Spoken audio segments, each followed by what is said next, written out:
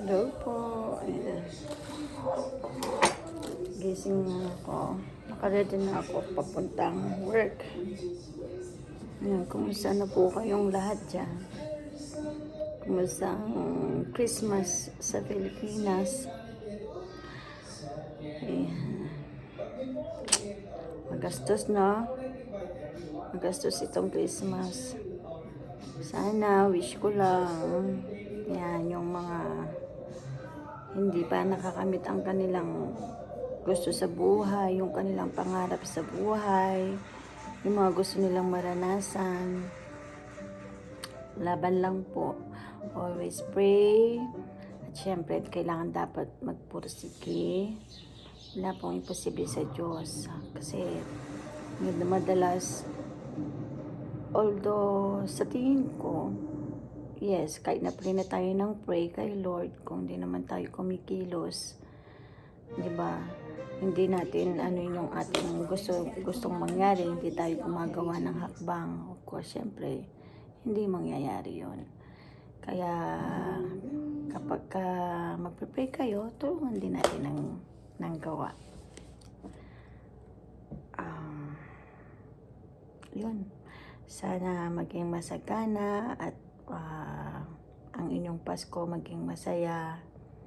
Yung mga nandyan sa Pilipinas, walang papantay na mag-celebrate sa iyong bansa na kasama ang iyong pamilya.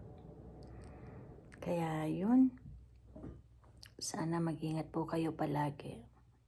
Ano po yung mga handa ninyo? Kami siguro sa Christmas dito, although advance po kayo dyan sa Pilipinas, kami siguro mag-hotpot at saka samgyupsal. Bahala na, yun lang yung iniisip ko kasi every time kasi naghanda kami, hindi rin naman nauubos, nasasayang lang. Kaya yun. Yung ngipin ko hindi na ako nga pantay medyo mataas na isa. Kasi yung ngipin ko dito wala na. At the same time, meron ako kaya hindi ko lang siya sinusuot. Nahihirapan akong mamaya. Kaya yun guys. Tapos alam niyo itong pekas na to. Ito. Kita niyo yan. Pinalaser ko na yan. Gumastos na ako ng nasa 60 or 65 sa pagpapalaser nito. Diyan sa peso 65,000 pagpapalaser. Pero, ganyan pa rin. Kaya hayaan na natin. Ganyan na lang yan. Papayaan na lang natin na ganyan. Kung ano na lang, maglagay na lang lagi ng sunscreen para hindi siya lalong lumala. Kaya lagi ako naglalagay ng sunscreen.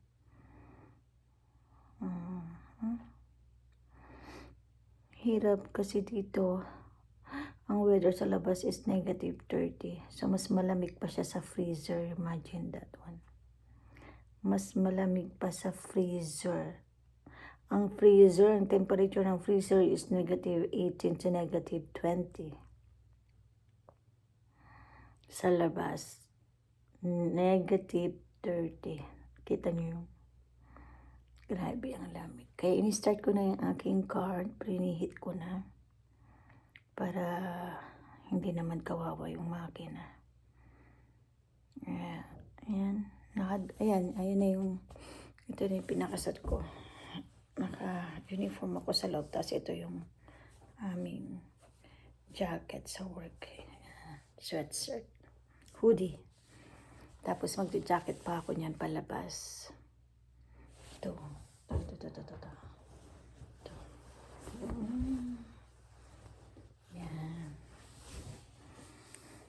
Ayan. Any suggestion po na pwedeng ilagay dito sa mukha? Ang dami ko nang trinay na mga cream, kung ano-anong product para matanggal itong aking melasma. Sabi nila kasi melasma ito.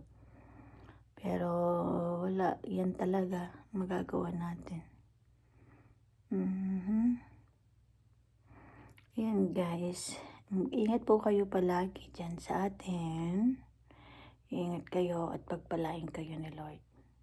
Bye!